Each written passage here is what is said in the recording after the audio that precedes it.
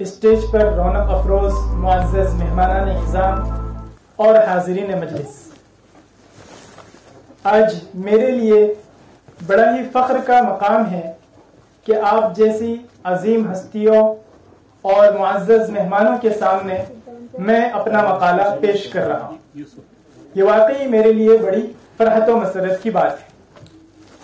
اور میں ذمہ داروں کا شکریہ ادا کرتا ہوں کہ انہوں نے اس طرح کا پروگرام منعقد کیا تاکہ اردو زبان کی ترویج میں حصہ لے سکے اور اردو زبان کو فروغ دینے کے لیے کوشش کر سکے۔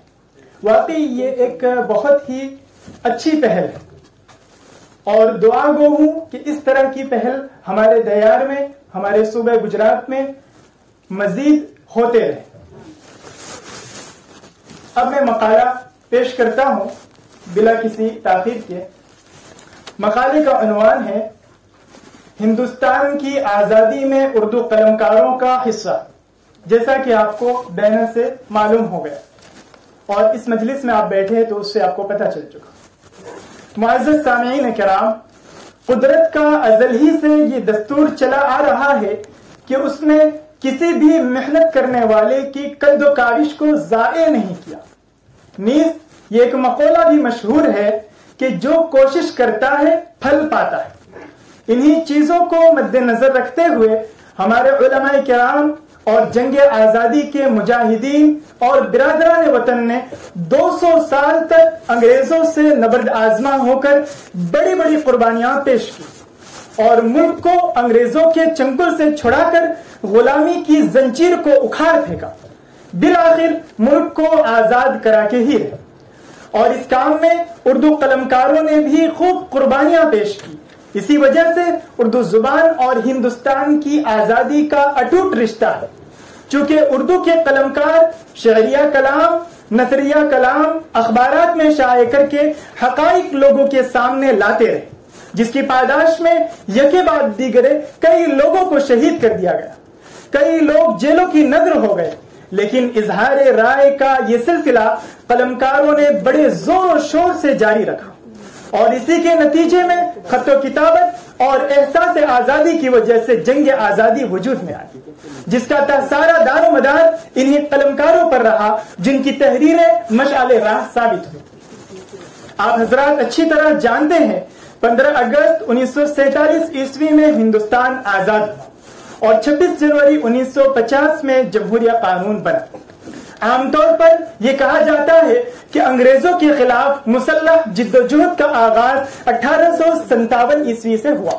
لیکن یہ ایک غلط بات ہے جو جان بوجھ کر عام کی گئی، تاکہ 100 برس قبل جس تحریک کا آغاز ہوا اور جس کے نتیجے میں بنگال میں سراج الدولہ نے 1757 میں، مجنوں شاہ نے 1776 میں، حیدر علی نے 1780 میں اور ان کے بیٹے ٹیپو سلطان نے 1767 میں، مولوی شریعت اللہ نے 1791 میں، ان کے بیٹے دادو میاں نے 1812 میں اور سید احمد شہید نے 1831 میں انگریزوں کے خلاف جو باقاعدہ جنگیں لڑی ہے وہ سب تاریخ غبار میں ڈوب جائے۔ حالانکہ وہ سب انگریزوں کے خلاف لڑتے رہے، انگریز سارے ملک کے خزانے کو لوٹ کر اپنے ملک لے جاتے رہے، یہ لوگ لڑائی کرتے رہے، حتیٰ کہ 10 مئی 1857 کو تحریک آزادی کا دوسرا دور شروع ہوا۔ سراج الدولہ نے پلاسی کے میدان میں جنگ کی اور 1764 میں بہار اور بنگال پر قابض ہو گئے۔ ٹیپو سلطان نے 1783 میں پہلی جنگ کی، انگریزوں کو شکست ہوئی۔ اسی طرح 1784 میں یہ جنگ ختم ہوئی، یہ میسور کی دوسری جنگ کہلاتی ہے۔ 1792 میں انگریزوں نے انتقام لینے کے لیے جنگ کی، 1792 میں ہی حملہ کیا۔ اس کے بعد ایک زمانہ ایسا آیا کہ انگریزوں کے ساتھ دیگر ممالک، ایران، افغانستان سے تعلق رکھنے والے حکمران ہندوستان کو اپنے زیر نگی کرنے کے لیے حملہ آور ہوئے۔ 1738 میں نادر شاہ نے دہلی کو تباہ و برباد کر دیا، اور 1757 میں احمد شاہ ابدالی نے 2 ماہ تک مسلسل اس شہر کو یرغمال بنائے رکھا،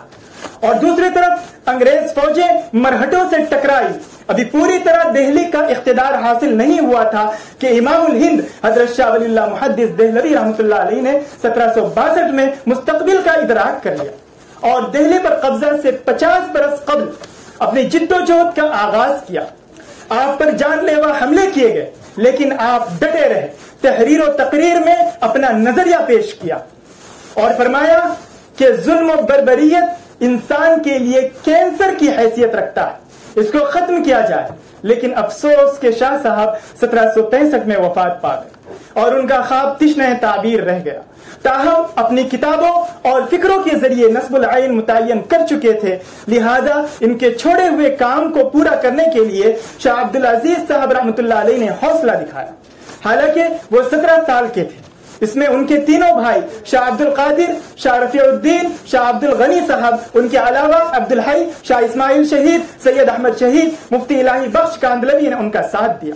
1803 میں لارڈ لیک نے شاہ عالم کے ساتھ ایک معاہدہ کیا اور دہلی پر قابض ہو گیا۔ یہ فارمولہ اس لیے اختیار کیا گیا تھا کہ لوگ حکومت کے خاتمے سے مایوسی کے شکار ہو جائیں، مگر شاہ عبدالعزیز صاحب اس کو محسوس کر رہے تھے، لہذا جرأت مندانہ فتویٰ جاری کر دیا، اور فتویٰ تحریری شکل میں۔ اس فتوے کا نتیجہ تھا کہ آپ کی تحریک کے سپاہی سید احمد شہید نے گوالیار کے مہاراجا کو لکھا کہ یہ بعید الوطن تاجر اور متاع فروش بادشاہ بنے بیٹھے، واقعی عار کی بات ہے۔ لہذا مہاراجا نے کہا کہ ہمیں جنگ پر آمادہ کرنا چاہتے ہیں، اور اپنے پیر و مرشد شاہ ولی اللہ کے حکم پر امیر علی خان سنبھلی کے پاس تشریف لے گئے، جو اس وقت راولکر کے ساتھ مل کر انگریزی فوجوں پر شبخوں مار رہا تھا۔ 1815 تک یہ اشتراک کامیابی کے ساتھ جاری رہا، لیکن انگریز نے امیر علی خان کو خواب کا خط دے کر ہتھیار رکھنے پر مجبور کر دیا۔ حضرت سید احمد شاہ شہید رحمۃ اللہ علیہ واپس دہلی ہو گئے۔ 1818 تک تمام چھوٹے بڑے علاقے اور ریاستی انگریزوں کے زیر اقتدار آ گئے۔ پھر ایک زمانے کے بعد شاہ عبدالعزیز صاحب نے اپنی پیرانہ سالی میں ایک نیا لائحہ عمل تیار کیا، 2 کمیٹیاں بنائی، جس میں سے ایک کا اقتدار اپنے ہاتھ میں رکھا۔ اس میں شاہ محمد اسحاق، شاہ محمد یعقوب صاحب دہلوی، مفتی رشید الدین دہلوی، مفتی صدر الدین آزردہ، مولانا حسن علی لکھنوی، مولانا حسین احمد ملیح آبادی، مولانا شاہ عبد الغنی صاحب جیسے لوگ شامل تھے۔ یہ سلسلہ حضرت شاہ ولی اللہ محدث دہلوی کے طے کردہ خطوط کے مطابق چلا کر ممبر و محراب کی زینت بنے۔ 1912 میں تحریک ریشمی رومال کی ابتدا ہوئی، جس کے بانی فرزند اول دارالعلوم دیوبند کے شیخ الہند مولانا محمود الحسن دیوبندی، مولانا عبید اللہ سندھی نے اس میں اہم رول ادا کیا۔ مولانا عبید اللہ سندھی نے کابل سے ریشمی رومال پر جو رازدارانہ خطوط شیخ الہند کو مکہ مکرمہ روانہ کیا، برطانیہ کے لوگوں نے ان خطوط کو پکڑ لیا۔ آپ حضرات ان تمام تفصیلی حالات سے آزادی ہند میں خط و کتابت اور قلم کاری کے اہم رول کا اندازہ لگا لیا ہوگا۔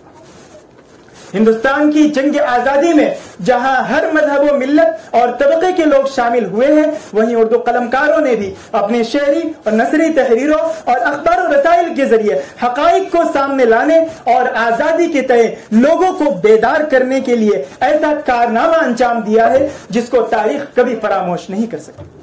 چونکہ اس زمانے میں سارے جہاں سے اچھا ہندوستاں ہمارا، علامہ اقبال نے انقلاب زندہ باد کا نعرہ مولانا حسرت علی مہانی نے دیا، گیدڑ کی 100 سالہ زندگی سے شیر کی ایک دن کی زندگی بہتر ہے، ٹیپو سلطان نے جا کے لندن لڑے گی تیز ہندوستان کی، بہادر شاہ ظفر نے میں اپنی جھانسی نہیں دوں گی رانی لکشمی بائی نے، اور سرفروشی کی تمنا اب ہمارے دل میں ہے، دیکھنا ہے زور کتنا بازو قاتل میں ہے، بسملہ عظیم آبادی نے آزادی کا جذبہ بیدار کرنے والے شعراء حسرت موہانی، جوش ملیح آبادی، برج نارائن چکبت، مجاز لکھنوی وغیرہ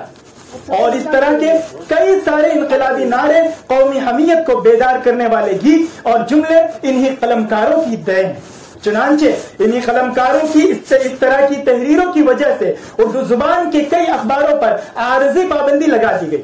اور نامور ادیبوں کو پابند سلاسل کر دیا گیا، لیکن قلمکاروں نے ضمیر فروشی نہیں کی، بلکہ آخری حد تک اپنی طاقت اور صلاحیت کے مطابق آزادی کی لڑائی لڑتے تھے اور بالآخر آزادی حاصل کر کے ہی دم لیے۔ قلمکاروں کی فہرست میں تو بے شمار لوگوں کے نام شامل ہیں جنہوں نے چھوٹی بڑی تحریری کوشش سے اس کی داغ بیل ڈالی اور آزادی کی لہر دوڑائی، لیکن جن لوگوں کی قربانیاں مسلسل اور بے شمار رہی ہے، ان میں نمایاں نام مولانا ابوالکلام آزاد رحمۃ اللہ علیہ کا۔ بہادر شاہ ظفر رحمۃ اللہ علیہ کا ہے، حضرت علی موہانوی، مولانا محمد باقر، مولانا محمود الحسن دیوبندی، حالی سر سید احمد خان، نذیر احمد، علامہ اقبال، پریم چند، شاہ عبدالعزیز دہلوی، شاہ ولی اللہ محدث دہلوی، ٹیپو سلطان اور رانی لکشمی بائی کا۔ ان تمام حضرات نے گویا اپنی تحریر اور تقریر کا مقصد آزادی کو ہی بنا لیا۔